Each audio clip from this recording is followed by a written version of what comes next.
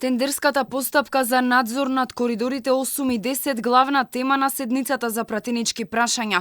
Опозицијата бара одговорност од заменикот на Димитар Ковачевски за, како што тврди, неговата директна вмешаност во сериозен коруптивен скандал.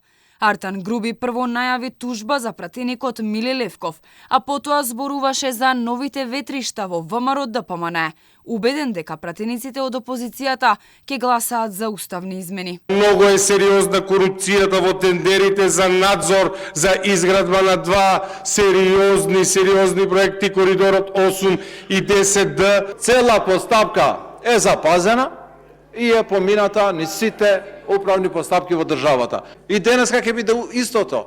Утре заедно ќе гласаме со вас. И многу сум радосен за позитивната атмосфера во ВМРО ДПМН која што владе.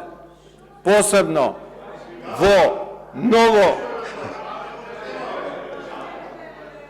Ова е поврзано се, затоа што во Европска Македонија ќе нема место за вакви клевети. Од корупција пратениците се префрлија на психологија и психијатрија.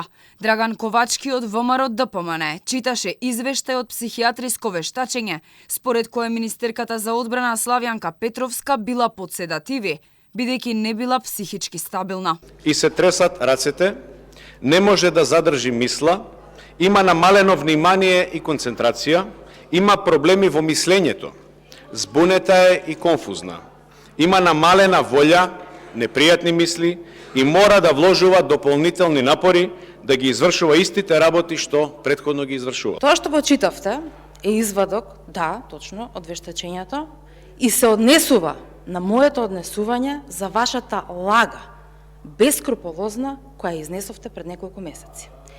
Причината заради вашиот бес и немог да се справите со тужбата е тоа што всушност ве натера да излезете на оваа говорница и тоа да го читате. Затоа што пишува во тоа вештачење и што го предизвикало таквото моје однесување, се разбира дека ќе се видиме на суд.